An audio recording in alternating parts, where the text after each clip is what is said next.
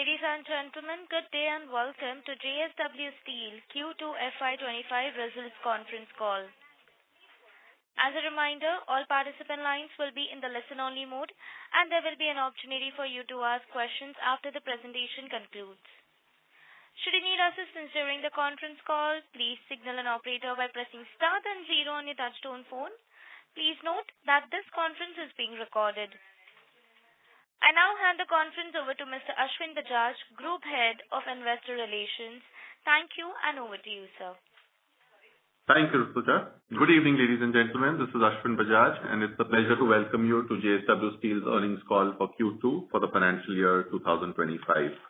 We have with us today the management team represented by Mr. Jayant Acharya, Joint MD and CEO, Mr. G.S. Rathore, Chief Operating Officer, and Mr. Swayam Saurabh, the Chief Financial Officer.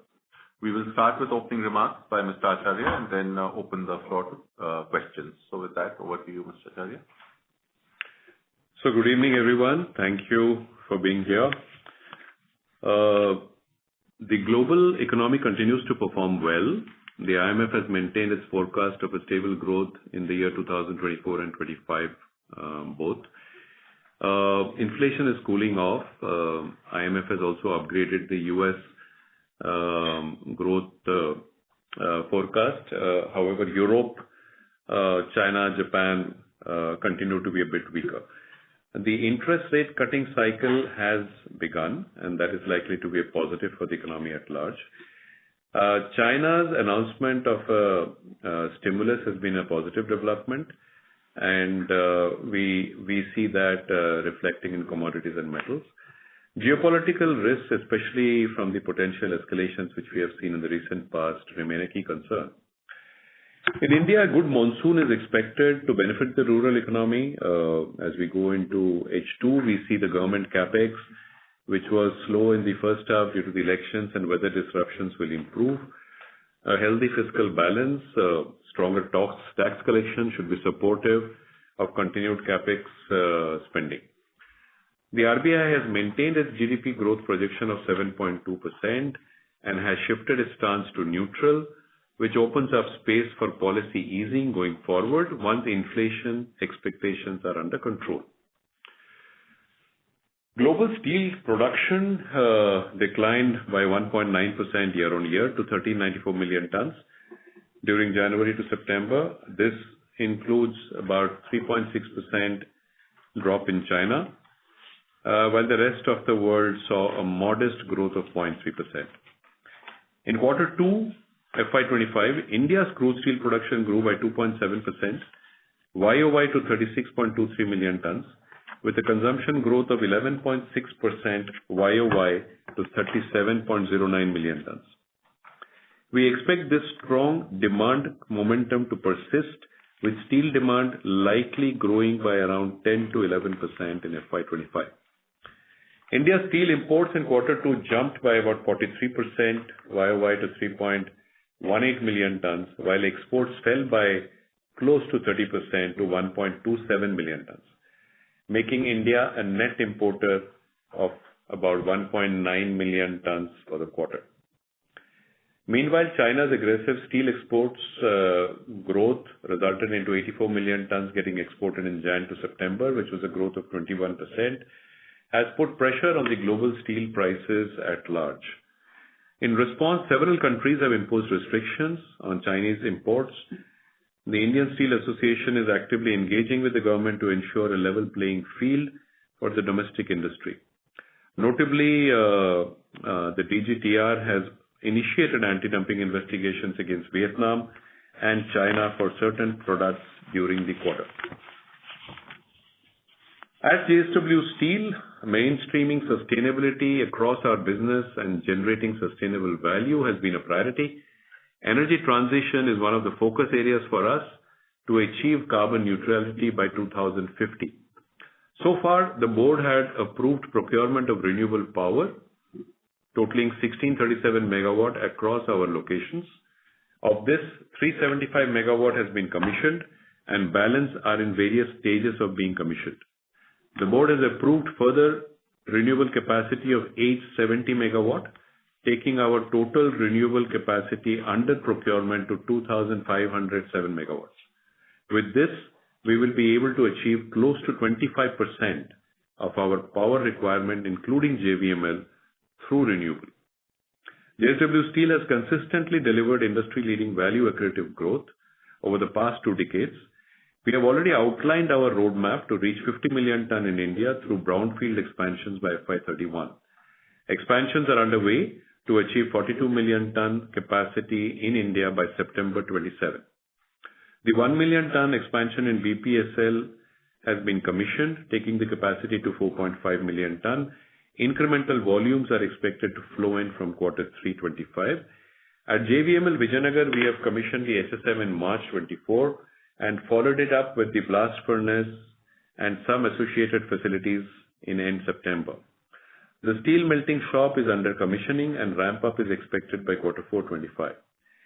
Alongside expanding our steel making capacity, we are also strengthening our downstream capabilities with a strategic goal of driving over 50% of our sales from value-added and special products. As a part of this vision, we recently acquired 100% equity in ThyssenKrupp Electrical Steel India Limited through a joint venture with our partner JFE Steel. This acquisition grants the joint venture immediate access to the market as the production at our joint venture CRGO facility in Vijayanagar is expected to begin in 2027. Additionally, JSW Steel will also get access to technology for electrical steel making from ThyssenKrupp Steel, further strengthening our technical edge and market position. Coming to a strategy of enhancing our raw material security, in Karnataka, we have increased our iron ore mining from 7 to 11 million tons capacity for our existing captive mines, and we expect to mine about 10 million tons from these in FY25. Of the 3 new mines in Karnataka, 2 are likely to be commissioned in Q4 or FY25. The third mine is expected to be commissioned latest by first quarter of FY26. These announcements will take our Karnataka captive mining capacity to 15.5 million ton. In Goa, the public hearing for one of our mines has been completed, and we are working towards commencing mining operations in the next 3 to 6 months, which has a capacity of 0.5 million tons.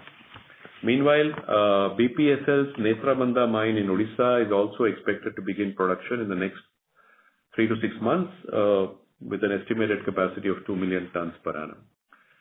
On the coking coal front, we have completed the acquisition of 20% effective interest in Illawarra coking coal mines in Australia with offtake to start early FY26. Additionally, we secured long-term coking coal linkages from Coal India during recent auctions. These linkages, available for 15 years, will provide around 2 million tons of raw coking coal, further strengthening our overall raw material base on this critical resource. During Q2 of FY25, we reported consolidated crude steel production of 6.77 million tons, which was up by 7% YOY as well as quarter-on-quarter. Steel sales at 6.13 million ton, which was down 3% and flat QOQ. Our capacity utilization was higher at 91% versus 87% in Q1 of FY25. While a sharp decline in exports due to weak global markets impacted sales volume. Crude steel production at our Indian operations for the quarter at 6.63 million was the ever highest, growing by 7% YOY and 8% QOQ. Steel sales for the quarter at 5.96 million ton were lower by 4% YOY and higher 1% quarter-on-quarter, while exports were significantly lower, and that was the main reason for a lower sales volume. The domestic sales were the highest ever, growing 5% quarter-on-quarter and 1% YOY on a good domestic steel growth in the first half of this year. We had the highest ever quarterly sales to the institutional segments, up by 12% YOY. Our sales to the solar segment grew by 54%. We reported highest ever sales in LRPC and wire rod. Our sales to the appliance segment grew 43%, while our tin plate sales to the packaging sectors were also up by 38% YOY. Our VSP sales volumes was at 60% during the quarter, which was primarily lower due to lower exports. On a half-yearly basis, while exports fell 35% YOY, our domestic sales grew 7% YOY to 10.88 million tons, which was our highest ever half-yearly domestic sales. Quarter 2 FY25 financial performance has been in a challenging external environment.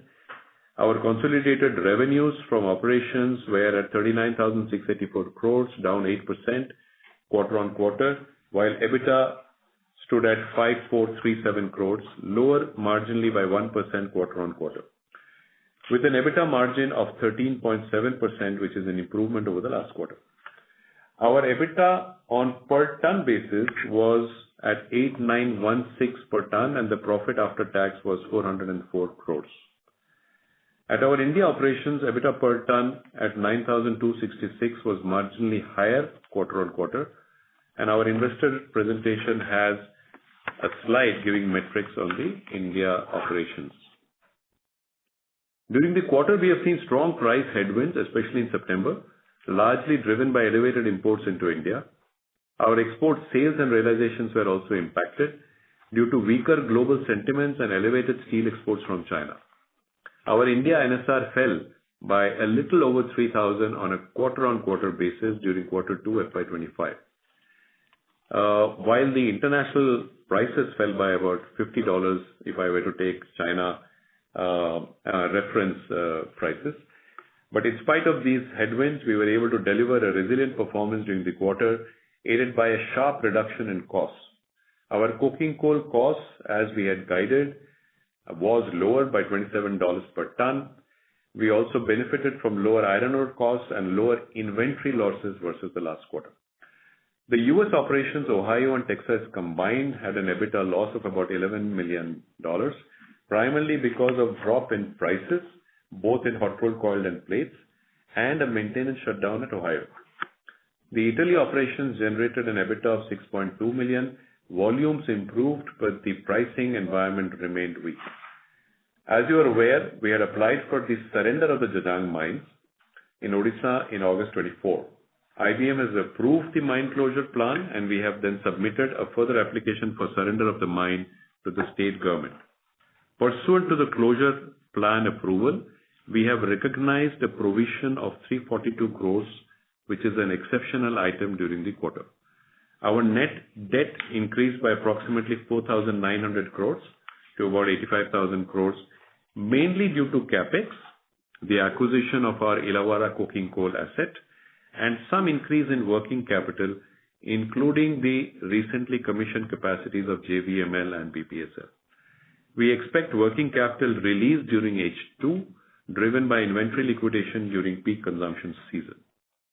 We spent about 3,384 crores of CapEx during the quarter, 7,850 during H1. We are revising our annual CapEx down from 20,000 to 16 to 17,000 crores, primarily on account of transfer of slurry pipeline to JSW infrastructure and the BF3 shutdown at Vijayanagar being shifted to H1 post-stabilization of the BF5 furnace at JVML. Our revenue acceptances as on 30th September were $1.81 billion, while capital acceptances were at $71 million. JSW One Platform, our one-stop digital marketplace for Indian MSMEs in the manufacturing and construction ecosystem, continues to scale up and has more than 67,500 registered MSME customers. The GMV during quarter 2 scaled to almost 2.4 times YOY to 2,755 crores and continues to grow rapidly. JSW Steel holds 62% in JSW One Platform on a fully diluted basis. On the outlook side, I think as we highlighted earlier, we will get enhanced production from the new capacities at BPSL and Vijayanagar from H2 onwards. We are retaining our volume guidance of 28.4 million tons for production and 27 million tons of sales for FY25. We will take the 5-month shutdown of BF3 Vijayanagar for capacity enhancement post the stabilization of the new blast furnace at JVML. We expect that to happen in FY26, the shutdown of the BF3. For quarter 3 FY25, we are seeing improved sentiments in domestic and global markets following the China stimulus announcements, leading to an uptick in global steel prices. Similarly, the domestic steel prices, after bottoming out in September, have increased in October, both in longs and flats. We expect costs to go down, driven primarily by coking coal, in the range of $20 to $25 for the quarter 3 as we go ahead.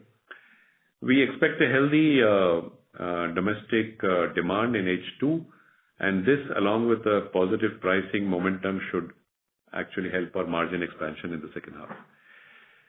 To conclude, India has become a major contributor of growth in the global economy, offering a multi-decadal opportunity. This is true of the Indian steel industry as well. Out of the total demand of the rest of the world, which has been given by World Steel, of 29 million tons expected in this calendar year, 40% plus is coming from India. We expect strong domestic steel demand in H2, driven by the pickup in capex by the government and private capex as well. It will be aided by a better monsoon and rural recovery.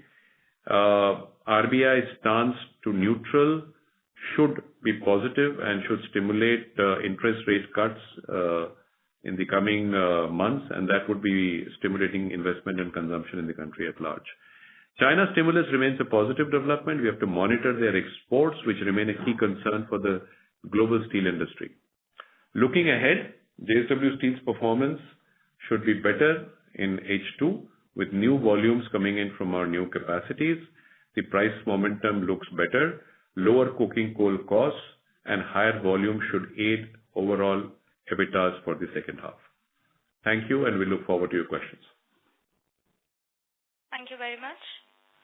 We will now begin the question and answer session. Anyone who wishes to ask a question may press star and 1 on the touchtone telephone. If you wish to remove yourself from the question queue, you may press star and 2. In interest of time, participants are requested to limit the questions to 2 per participant. In case of the follow-up, they may rejoin the queue, and are also requested to use handsets while asking a question. Ladies and gentlemen, we will wait for a moment while the question queue assembles.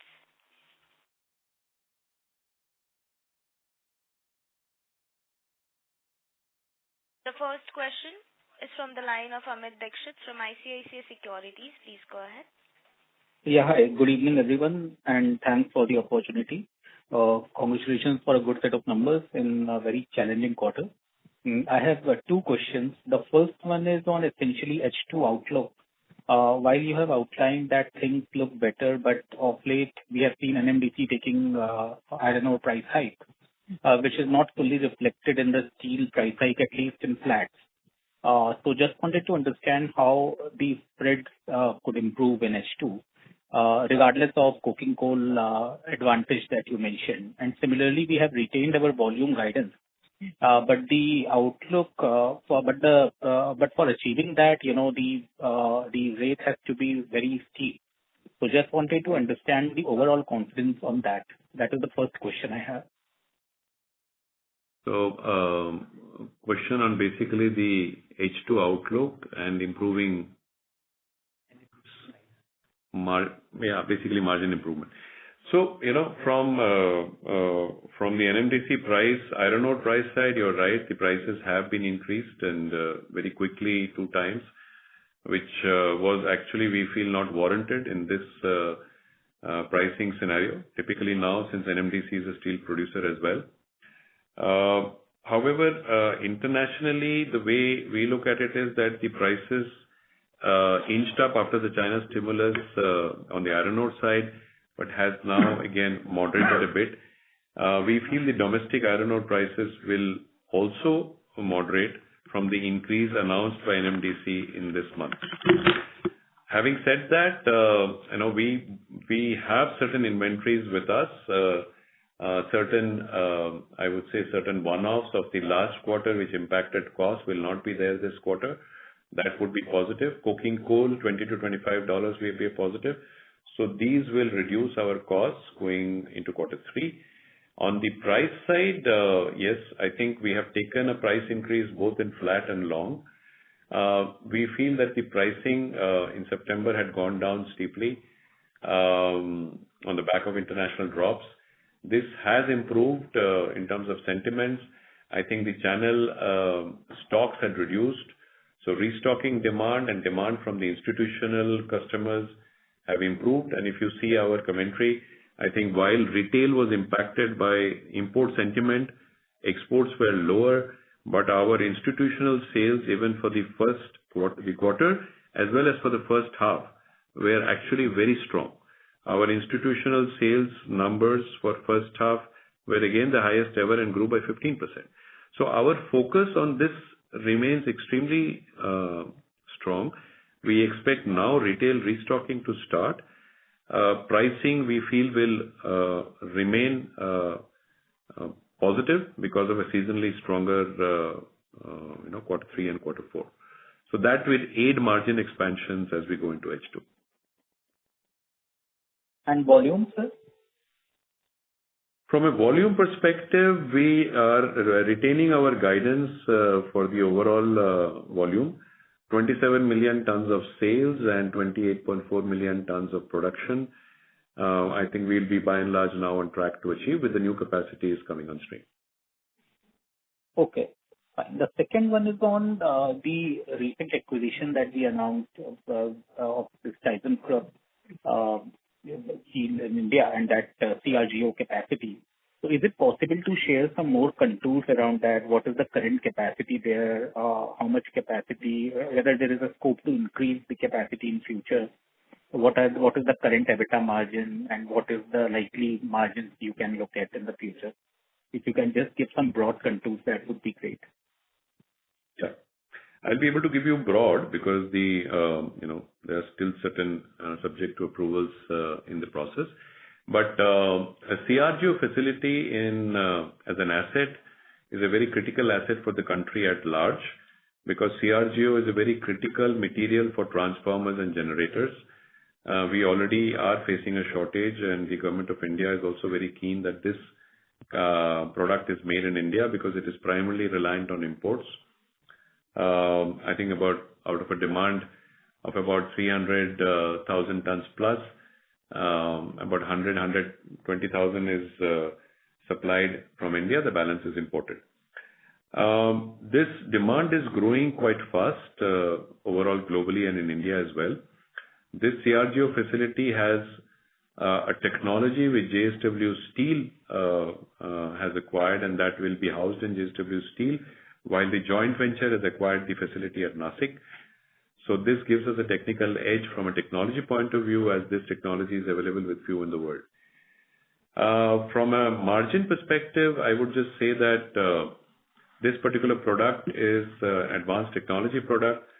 So the prices are naturally higher since the investment is much higher, and the margins therefore will be better.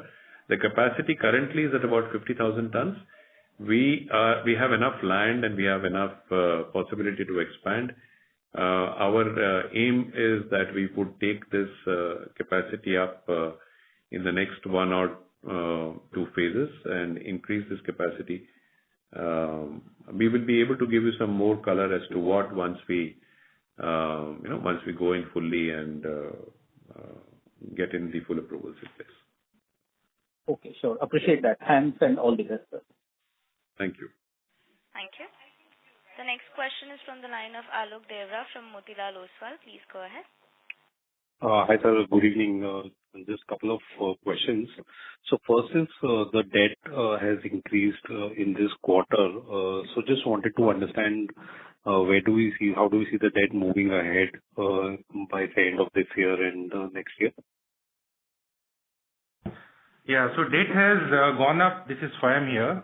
Debt has gone up by almost 5,000 crore to 85,000 crore odd. That is primarily because of some cash which is locked in working capital, which Jayant explained initially.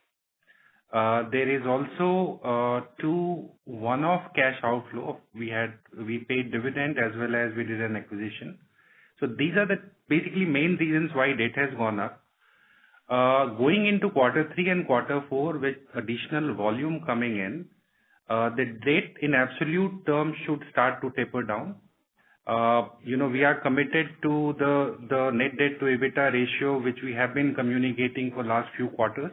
Goal in midterm will be to bring it down to below 3, ideally between 2.5 to 3. But debt in absolute terms should start to taper down. Sure. And just on the NSR, so what we understand is that the prices have firmed up in October, and even next month, some companies are looking to increase prices. But imports continue to remain elevated, which should kind of continue till November. So how do we see the NSR moving? Could it be more like just a 500,000 rupee kind of increase, or could we see a sustained increase ahead in NSR as the demand picks up? Just some color on that. Thanks. So I think, Alok, the point to understand is that the prices from the beginning of this April to September closing has fallen quite sharply. So today, the price levels at which most of the steel companies have been operating is not really sustainable. Therefore, we feel the prices have bottomed out and now is going for an increase, which is mostly a natural increase which was due. The demand in the second half, because of a strong second half quarter, as I explained, will be a tailwind naturally. And that I think usually in a January, March, December, January, we do see price pickups normally happening. We have taken an increase in October for flat steel and long steel both. So it varies in the range of 1,000 to 2,000 depending on product to product. We are quite confident that this price increase will be sustainable. Cost will go down, so therefore to that extent in the quarter 3 we will see some better spread. Iron ore price increase which has happened recently, is one area which we need to watch. We will see a coking coal decrease, which will help us in the cost. Other drivers of efficiencies will also help us. So we'll keep an eye on the iron ore side as we go along into H2. Sure. That's all from my side. I would just like to add is that our mining operations in Karnataka, where 2 mines and Goa, which will start, the BPSL mine at Netrabandha, which will start, these will automatically be much closer geographically and will give us a better product at a lower price, and that automatically will aid our overall iron ore average price. Sure. So that will come by from Q4 onwards, is it? Yes. So as we said, the BPSL Netrabandha mine, the Goa mine, and 2 mines in Karnataka. These mines we are expecting in Q4. Sure. Thank you. That's all from my side. Thank you. All the best. Thank you. The next question is from the line of Sumangal Nevatia from Kotak Securities. Please go ahead. Yeah, good evening. Thank you for the opportunity. My first question is on 2Q earnings. I just wanted to understand the movement quarter on quarter on realization and cost a little bit better, because both realization and cost reduction is much sharper than what we were anticipating. So just if you could explain the movement. So basically, a mix of iron ore and coking coal. As we said, coking coal costs have gone down by about $27 per ton. We have been able to lower the iron ore cost as well through a better mix of captive, reducing the logistics movement cost in our overall ecosystem for iron ore. Our overall cost of power and stores and spares both have come down, and our inventory impact also has been positive. Has been lower. So therefore, I think all this combined has resulted into this number, which has offset the drop in NSR in overall. Okay, understood.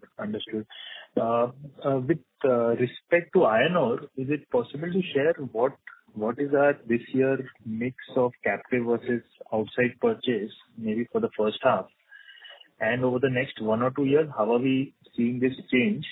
And is it possible to quantify versus market purchase? How is it impacting our financials? Is it at the margin slightly negative and eventually with slurry pipeline, etc., turn positive? Or today itself it is positive?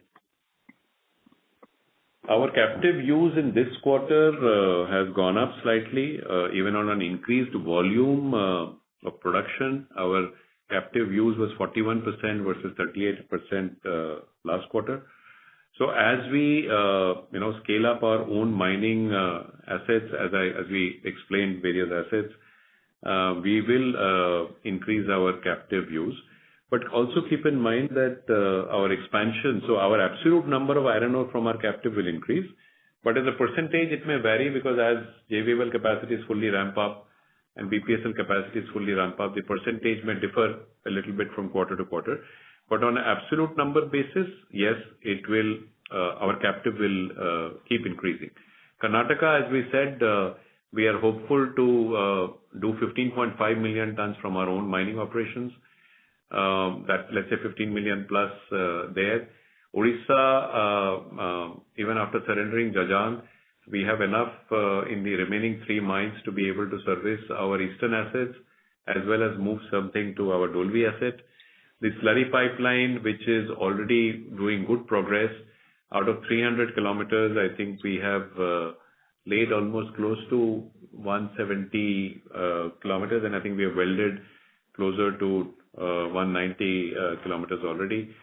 So that's a positive. This slurry pipeline would reduce our cost by about 1,000 rupees a ton, as we had guided last time, 900,000 rupees a ton.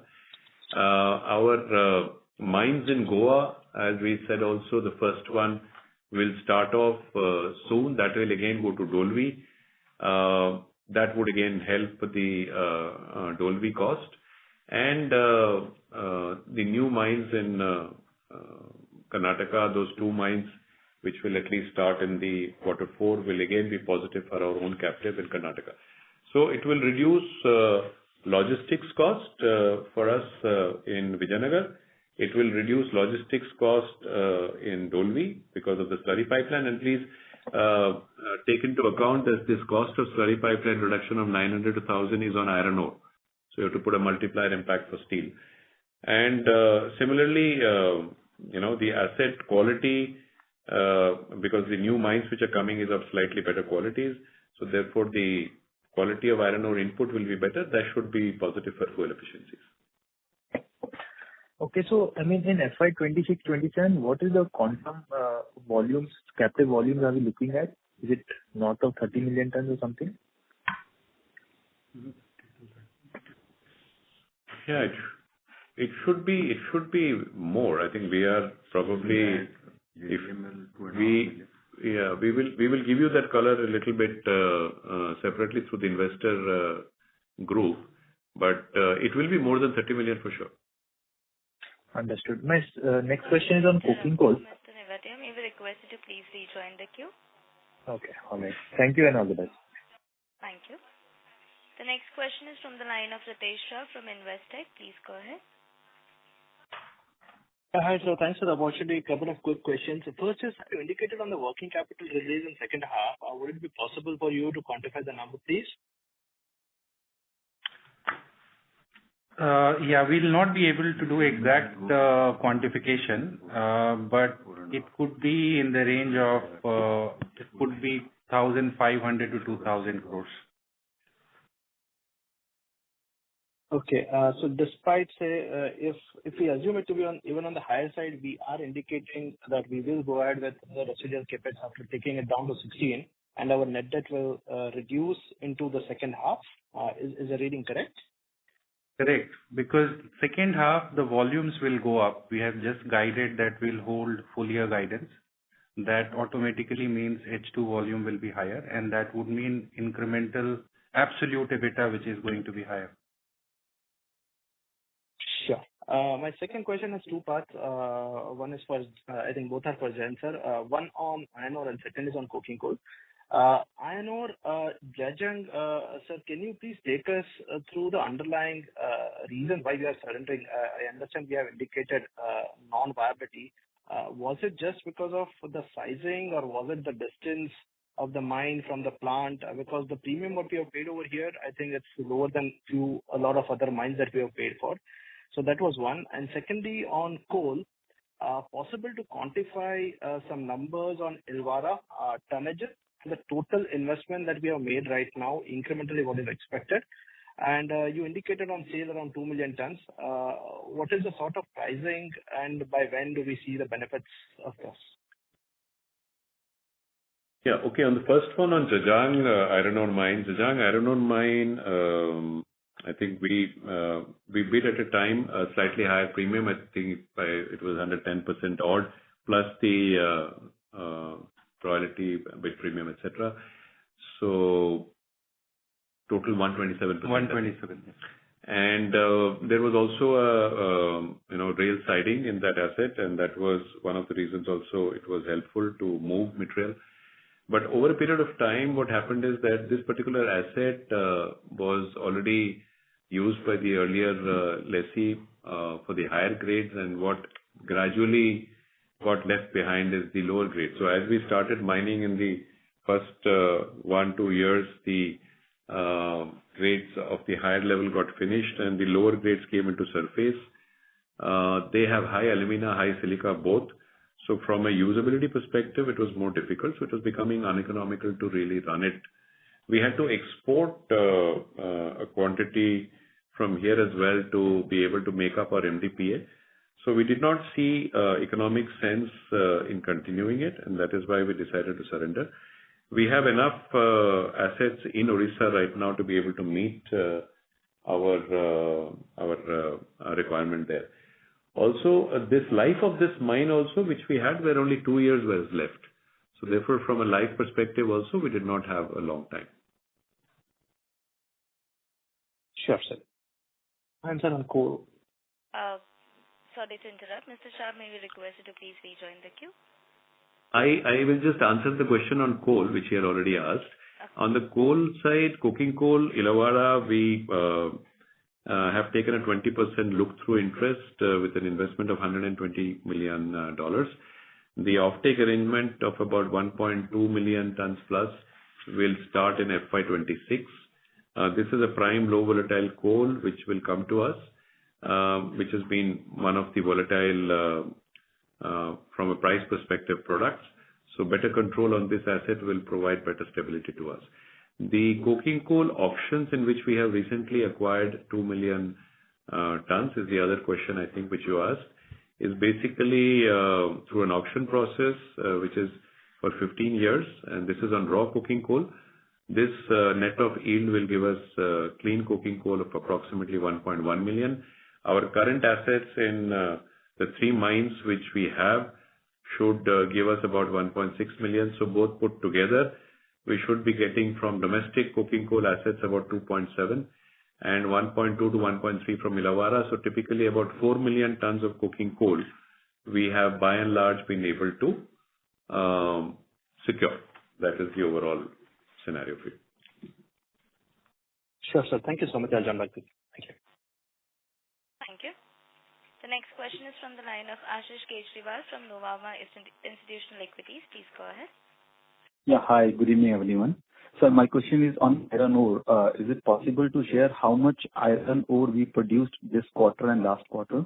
Because I understand that mining royalty is paid on the iron ore what we produce, and maybe because of this fact, if you look at on a per ton basis, our EBITDA per ton seems to be much higher than what it was expected.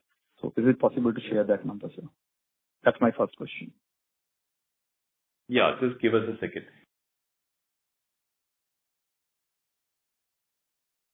So from a production perspective, last quarter our production was about 6.7 million tons, which was higher because we had to complete the MDPA, especially for Odisha.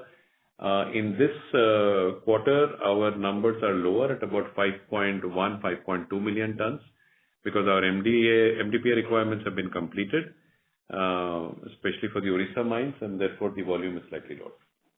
So, sir, if you look at your mining royalty this quarter, is it just because of this lower volume, or our royalty rates have also reduced and which will increase going forward? So, what essentially I mean to ask is that the EBITDA per ton outlook which we are giving, have we factored in the cost increase according to the captive iron ore or mining royalty included in that? So basically, lower volumes for sure is what I just mentioned. And IBM prices had dropped, so that resulted into lesser outflow on the royalty side. These were the two factors. And just to add, lower volume on Odisha side reduces this cost. Okay. Yeah. So no, We because have not really reduced our Karnataka volume. That's what you mean. Okay. Sir, because when I'm looking at from first quarter to second quarter, even if I include your total raw material cost and mining royalty on a per ton basis, and compare it with the first quarter, it seems to be lower by around 5,000 rupees. Whereas you mentioned about coking coal, which is around $27, and a bit of lower iron ore price. So I was just I'm unable to get the delta, which I think someone else also asked for this quarter. I think maybe our investor team can separately understand and explain to you, but lower exports of iron ore is something also which you have to take into your calculation. Because last time, to complete the MDPA by June in Odisha mines, there were some exports which were at a lower number, and that again had an impact. So last quarter, if you remember, we said that the mining impact was more, which this quarter has gone down. So factors are basically lower volume, IBM prices which had rolled down, so therefore the royalty premium value terms was lower, and lower exports of iron ore, which was actually sharply down. So 2.4 million, if I recall, which has come down in this quarter two to hardly 0.2 million. That was the main reason. Okay, I'll check it. My second question is on account of prices. You highlighted that in October we have taken a price increase, and as well as you have mentioned that in second half we can increase our volumes, and if I'm looking at run rate should be more than 15%. So here my question is one, the blended blended steel price in October is in flat products. Is it higher or lower than our Q2 average? That's one. And secondly, when we are talking about India apparent steel consumption, we have seen that it has increased by around 11% YOY, whereas even our domestic sale has increased just by 1%. So even if, second half, how we are going to have 15 or 17% increase in volume growth? That's my question. Let me answer your second part first. I think when you are looking at YOY, we had a liquidation of inventory on a lower production in the quarter before, quarter 2/24, due to which, the base was higher, and that's why you saw a 1% increase. Whereas on a quarter-on-quarter basis, our sales basically were up in the domestic by 4.8%, close to 5%, as against the India domestic growth of about 4.2%. So we are still doing well on that front. On the first half of this year also, our domestic sales, as I mentioned, was quite strong, and the growth was quite strong. Going forward into the NSR, it's difficult to give the full details in this thing, but let me put it this way, that we have taken a price increase, as I said, for flats and longs both. We expect that the prices which were very low in the month of September will not be sustainable, and therefore the increase is something which is real and should be sustainable. This is one positive. The cost on coking coal will go down, and that would help. On an average, the NSR by and large for quarter two and quarter three, we would expect that we will be close in terms of stability. On an average for quarter two, although we exited at a lower September rate, but on an average basis, we'll be better because the product mix and the price increase which we have taken both. Sure. Thank you and all the best. Thank you. The next question is from the line of Kirtan Mehta from BOB Capital Markets. Please go ahead. Thank you, sir, for the opportunity. We have indicated growth rates for several category of sales like institutional segments, solar, LRPC, and wire rope, which are quite strong. Would we be able to indicate some quantum about this segment as well, how much they contribute, volumes they contribute? So it will be difficult to give you product-wise, segment-wise, but from a overall, as I said, the institutional was very strong for the first half, in which in the institutional we said our auto sales was positive. It grew by 6% YOY in the first half. Our solar sales were positive. They grew by 90%. Our overall renewable energy grew by 32% if you were to look at solar and wind. Appliances grew by 65% YOY. Our branded sales have been stable in spite of the overall retail being impacted. Our branded sale grew marginally, modestly in good branded products. So by and large, I think we'll be able to give you this flavor.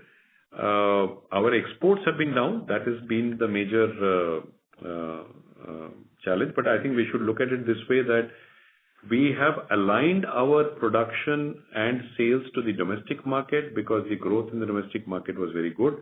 13.5% growth in the first half of this year, which enabled us to reduce our export, which also was affected by a low demand and a low pricing environment. So that has again been a positive. Sure, sir. And second question was about basically in the quarter two, while domestic sales growth was around 12% YOY at the country level, our growth was around 4-5%. Which are the segments where we would have lost the market share? So domestic growth 12%, you're talking about the YOY again, right?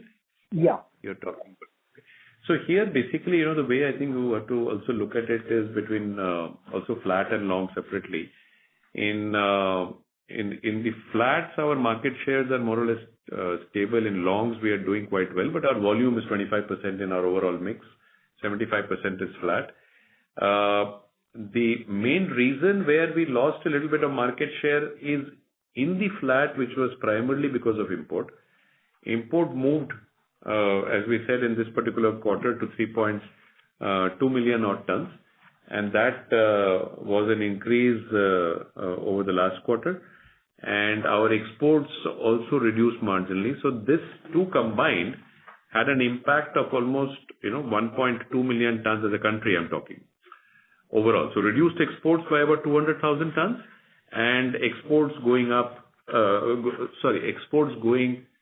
down by 200,000 tons and import going up by 1 million tons. So 1.2 million ton incremental availability. So imports basically replaced some part of the domestic demand. That impacted the share of flats, I think, overall. Other than that, I think we are by and large good in the country. If I can just add, last year, quarter two, as Jayant mentioned, we did almost 2.5 lakh ton of inventory liquidation. So if you look at last year, quarter two, both production and sales were at 6.34 at console level. If you exclude the base dilution impact, the growth in domestic will be actually 7.5%. Yeah. Right. And also, I think if you look at it from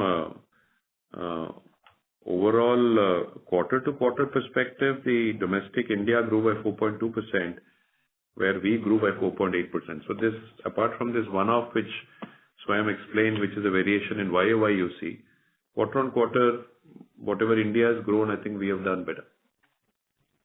Understood, sir. Just one question on the TRGO steel. Some of the Chinese companies have been indicating margin in the range of $1,000 per ton. So would we be able to capture the margins in that range for our facility as well? So I would not like to comment at this stage on exactly giving you the margin, but directionally, I think this is a very high margin product and absolutely right. So this is something which give us a little bit more time to complete all the processes which are in the system, then we'll be able to give you some more color. Thank you, sir. Thank you. The next question is from the line of Amit Murarka from Axis Capital. Please go ahead. Hi. Thanks for the opportunity. So, my question was around. Sorry to interrupt you, Amit. Can you speak a bit louder? We are unable to hear you clearly. Hi. Is it better? Yes, please go ahead. Yeah, now better. Yeah. So, my question is around the overseas businesses. I think second half of last year and earlier this year also, we are seeing better profitably coming in from FOP as well as plate and pipe mill. So could you just help us understand as to why things have deteriorated so much, and is this a new normal situation? As far as our subsidiaries in US is concerned, I think Ohio impact, I mentioned there was a shutdown which was not planned, maintenance shutdown, which we had to take, that resulted in lower volumes. The lower pricing environment overall internationally also affected the prices. Baytown, while it posted a positive EBITDA, was lower than the previous quarter. But overall, because Ohio impact was more, there was a loss. In Italy, 6.2 million euros of EBITDA, slightly lower than the previous quarter, but the volumes were better. The prices were lower because of the international price scenario in general. Italy will continue to remain, I think, in terms of volume, it will remain good. I don't see a problem. Because from an asset side, it's a rail asset which is primarily driving the volumes, and that has a strategic content and therefore will continue to remain in good demand. And I think the pricing will be better than other products per se. As far as US is concerned, I think we have seen a price improvement in Ohio, primarily because of the international market post the China stimulus in US has also improved. Post the shutdown, the facilities have started again. So the volume part in Ohio in this half will be back to normal. Baytown, the plates prices haven't improved as much as yet, but we are expecting some improvement as we go into quarter 4. It would be, I would say it will be better than what we have performed in quarter 2, for sure, but I would not be able to hazard a guess right now and give you a number on what kind of numbers could come.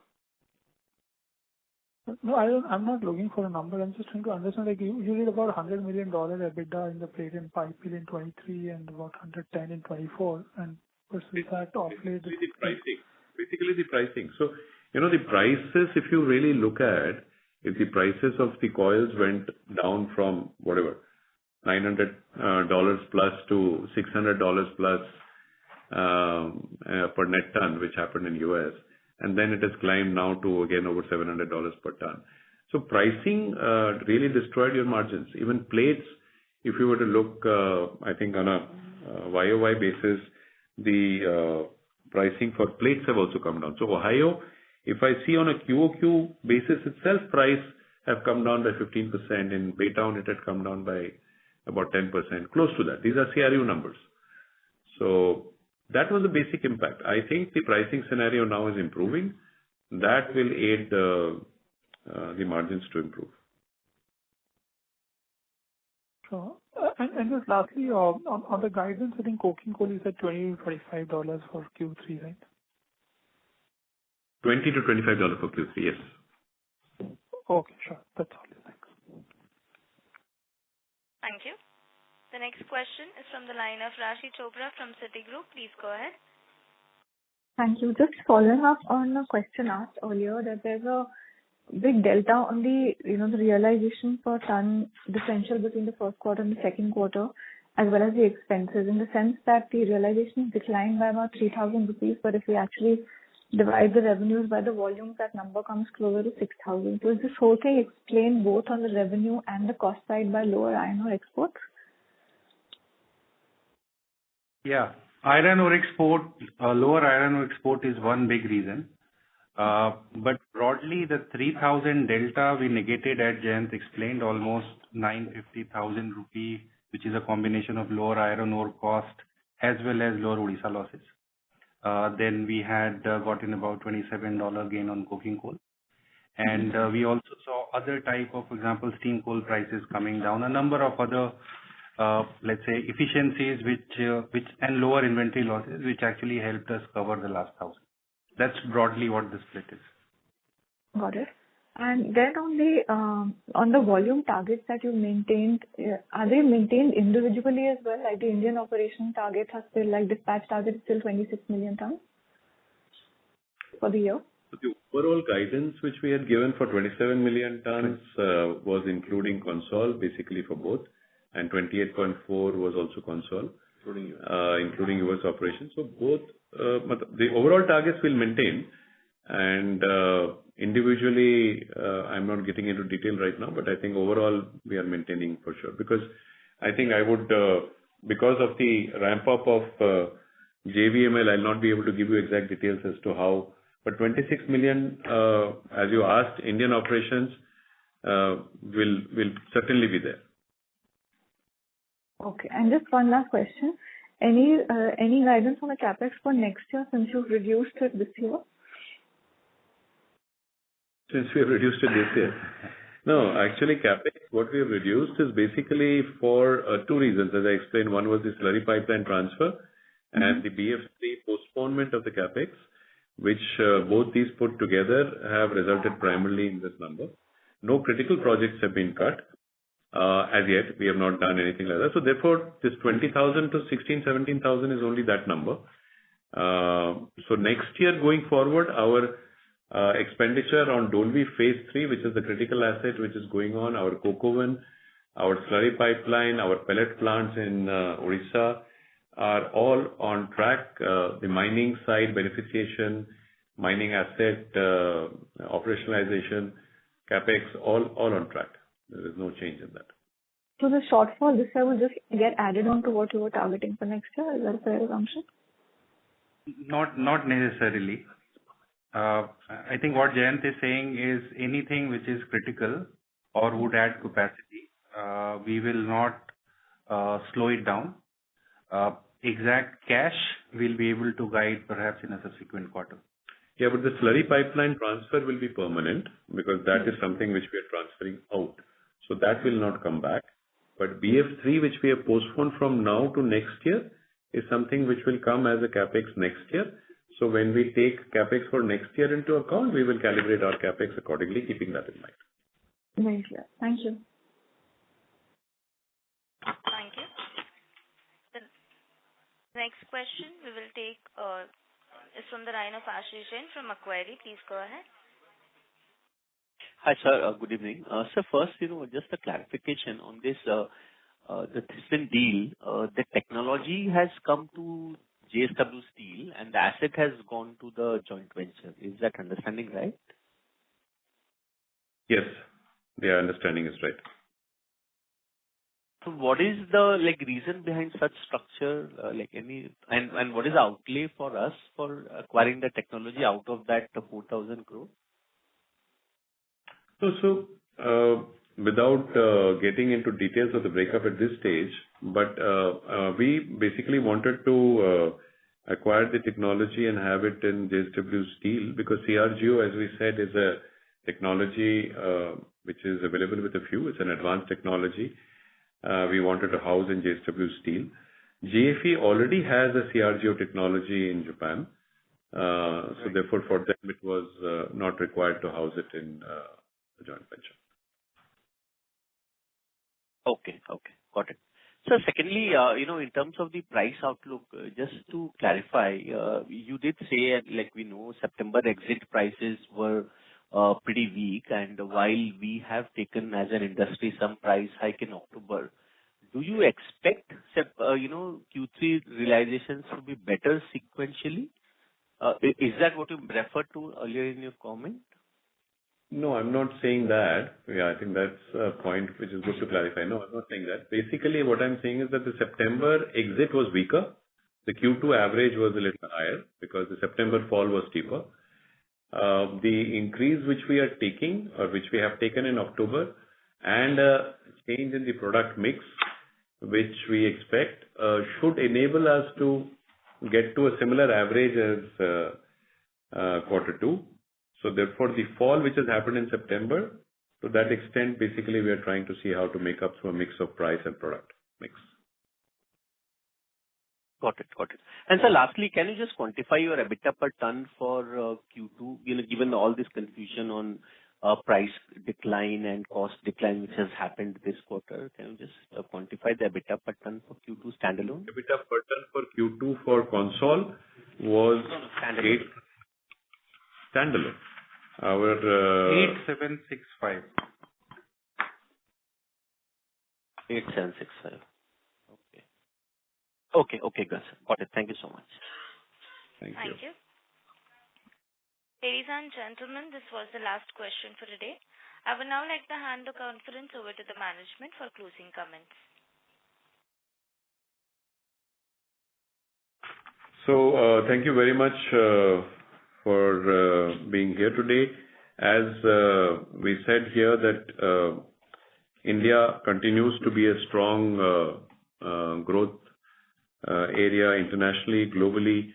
It's a bright spot. We have seen the steel demand growing very well. First half, 13.5%. Keep in mind that the elections and the weather disruptions disrupted. In spite of that, we ended the first half with a 73 million tons odd demand. The second half is usually better. Last year, we ended the second half at 73 million, which we have done in the first half itself. So we are expecting that this year, the demand will finish at a range of 150 million or so. Our total volumes from our new capacities will go up in H2. That will help us to play into this demand, and that will give us an improvement in our absolute EBITDA numbers. On a product mix point of view, we have some downstream capacities, which will be utilized now with the HSM3 coming in. So the product mix also will go into some bit of value added. Our iron ore mining operations will start in our Goa mines, our Netrabanda mines in BPSL and Karnataka, which should further aid our cost side. CapEx, we are by and large on track to complete all our projects. We expect that this year we will be able to meet all the guidances which we have given, 27 million tons of sales and 28.4 million tons of production. The full production ramp out for the new capacities will play out in FY26. So outlook, India positive, steel positive, JSW Steel also positive. Thank you. Thank you. Please contact us at Investor Relations if you have any further questions. Good evening. Thank you. On behalf of JSW Steel, that concludes this conference. Thank you for joining us, and you may now disconnect your lines.